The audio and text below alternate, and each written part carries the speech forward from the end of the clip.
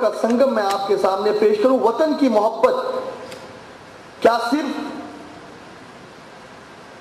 झंडे लहराने में है, या वतन की मोहब्बत सिर्फ तिरंगी लिबास पहनने में है? क्या वतन की मोहब्बत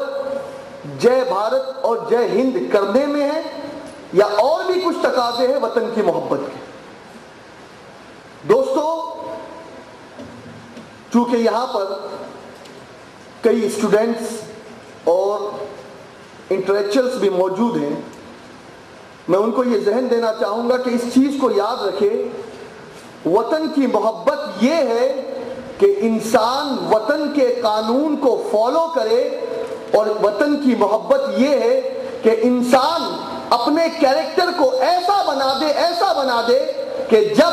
हम हिंदुस्तान की सरजमीन से सफर करके अगर अमेरिका की धरती पर कदम रखे,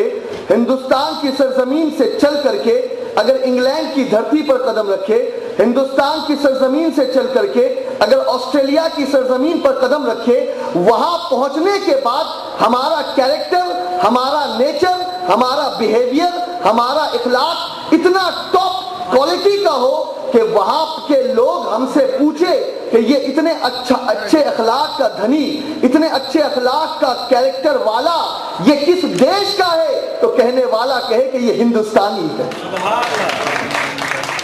ये हिंदुस्तानी है। और मैं तो ये कहता हूं कि सिर्फ जय हिंद और जय भारत के कहने से कोई वतन का चाहने वाला नहीं बनता, बल्कि वतन की असल मोहब्बत तो ये है कि तुम अपने नॉलेज के जरिए से, अपनी क्वालिफिकेशन के जरिए से, अपने कैरेक्टर के जरिए से और अपनी आइडेंटिटी के जरिए से पूरी दुनिया में और अपने शहर में, अपने घर में, अपने पड़ोसियों में आप एक ऐसा अच्छा नमूना बनकर के पेश हो कि दुनिया वाले आपको देख करके मोहब्बत की वतन की मोहब्बत सीख जाए। और मेरे प्यारे आका सल्लल्लाहु अलैहि वसल्लम के प्यारे दीवानों, खास तौर पर मैं स्टूडेंट से ये बात कहूंगा कि आज मामला ये है कि हमने बहुत सारी गलतफहमियां अपने अंदर पैदा कर ली है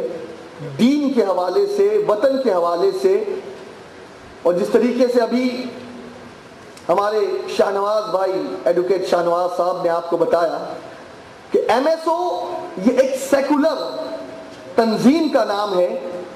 और इसका मिशन वही है, इसका पैगाम वही है, और ये उन्हीं तरीकों पर काम कर रही है कि जिन तरीकों पर गरीब नवाज रज़ी अल्लाह ताला अन्हु ने हमें तालीमात अता की है, ख्वाजा निज़ामुद्दीन औलिया ने हमें तालीमात अता की है। और बस एमएसओ ये किसी और ऑर्गेनाइजेशन का नाम नहीं है। सरकार गरीब नवाज, सरकार गौसे आजम, सरकार निज़ामुद्दीन औलिया, इन्हीं बुजुर्गों के फुट स्टेप को फॉलो करने का नाम एमएसओ है। और मेरे प्यारे आका अलैहिस्सलातु तस्लीम के प्यारे दीवानों, आज नॉलेज तो हम हासिल कर रहे हैं, डॉक्टर बन रहे हैं, इंजीनियर बन रहे हैं, और बहुत सारी डिग्रियां आज हमारे पास मौजूद है। लेकिन दोस्तों, जिस चीज की कमी है, मुमकिन है कोई साहब खड़े होकर के ये सवाल करे कि मौलाना, कॉलेज के अंदर ऑर्गेनाइजेशन की कमी नहीं है। कॉलेज की दुनिया में, यूनिवर्सिटी की दुनिया में बहुत सारी ऑर्गेनाइजेशन काम कर रही है, बहुत सारे तहरीकें चल रही है, तो फिर इस जयपुर की सरजमीन पर, इस राजस्थान की सरजमीन पर एमएसओ का ये लॉन्चिंग प्रोग्राम क्यों रखा गया है और क्यों एमएसओ काम कर रही है? दोस्तों, एमएसओ की जो सबसे बड़ी खुसूसियत है वो ये है कि जहां दुनियावी तालीम में ये आपको प्रमोट करती है, वहीं ये तहरीक आपको उन अखलाकी कदरों से करीब करती है जो अखलाकी कदरें हमें सरकारे गरीब नवाज ने अता फरमाई, जो ख्वाजा हिंद ने हमें अता फरमाई। और हुजूर पाक सल्लल्लाहु ताला अलैहि वसल्लम की सीरत तैयबा की रोशनी में अगर हम देखें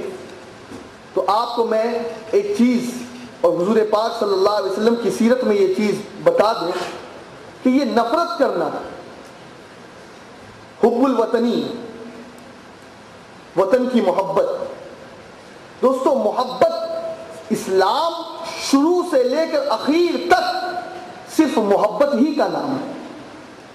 इस्लाम ने कभी नफरत सिखाई ही नहीं। इस्लाम ने कभी किसी को जो है वो अपने से दूर किया ही नहीं। बल्कि दोस्तों, आज औलिया अल्लाह के ये आस्ताने इस चीज का बैयन सबूत है कि दोस्तों वो औलिया इकराम जब तक के ज़ाहिरी हयात में जिंदा रहे, ज़ाहिरी हयात में रहे, उनके दर पर जो भी आता वो सबकी तकलीफों को दूर करे, सबकी तकलीफों को दूर करते। और आज भी